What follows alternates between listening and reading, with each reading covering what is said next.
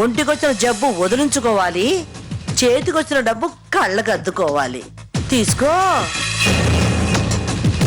నెలంతా రోగిష్టోళ్లకు సేవలు చేస్తే తప్ప 5,000 జీతం సంపాదించలేవు. మరింత డబ్బు నువ్వు వద్దంటే నీ మూర్ఖత్వమే అవుతుంది. సరేనండి.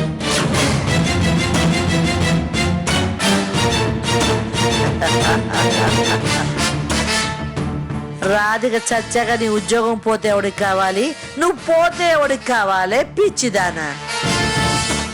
తండ్రి కృష్ణ, చేసేది నువ్వే, చేయించేది నువ్వే, అంతా మాయా. భక్తితో నిన్ను పూజించడం తప్ప ఏ రోజు నాకు ఇది కావాలి అని నిన్ను అడగలేదు స్వామి. మీరు నిజంగా గొప్పవాళ్ళే అయితే, దేవుడు నిజంగా గొప్పవాడని నమ్మాలి అంటే నా రాధిక మామూలు మనిషిని చేయి స్వామి.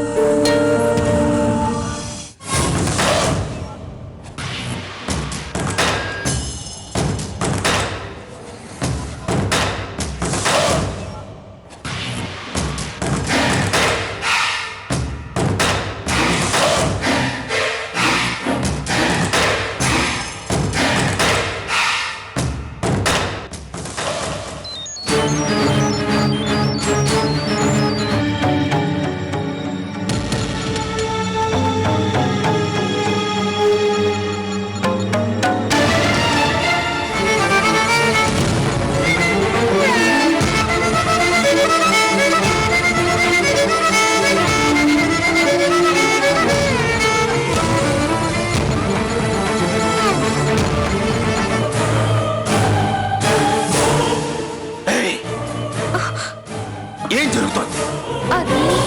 అది అర్థమైంది. డాక్టర్ డాక్టర్ డాక్టర్ మాధవ, ఏమైందిరా? మాధవ, ఏమైంది? Doctor, what happened sir? ఏమైంది? ఈ నర్సు రాధిక మొహాన ఉన్న ఆక్సిజన్ మాస్క్ తీసేసి రాధికని చంపాలని చూసింది.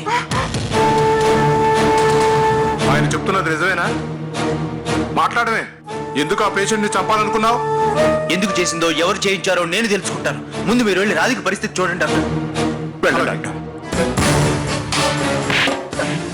చెప్పు చెప్పు, ఎందుకు చెప్పాను? చెప్పు మాధవ. ఆమె చెప్తే చేశాను. ఆమె అంటే ఎవరు? ఎవరామె? ఇందాకొచ్చిన ఆమె.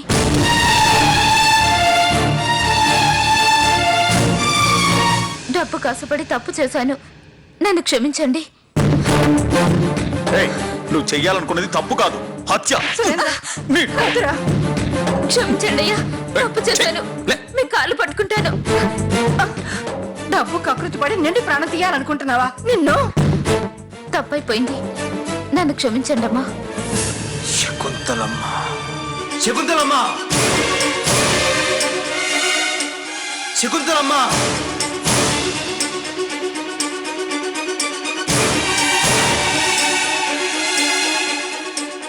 ఏమైంది బాబు?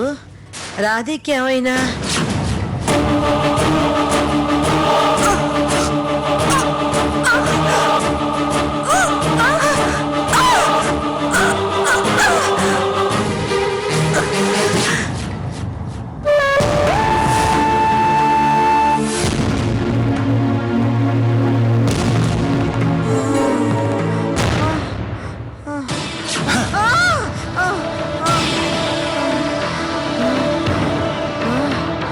చూడు, అక్కడ చూడు. ఆ రాధిక మీ అందరి దృష్టిలో ఒక మామూలు మనిషి కావచ్చేమో గాని నా దృష్టిలో తను ఒక దేవత. ఆ దేవత ఈ ఇంట్లో పెరిగి పెద్దదైంది అంటే ఈ ఇల్లు నాకు ఒక దేవాలయంతో సమానం. అలాంటి నా రాధికని చంపాలని చూసిన నిన్ను చూసి చీడ పురుగులు కూడా చేదలు చూస్తాయి.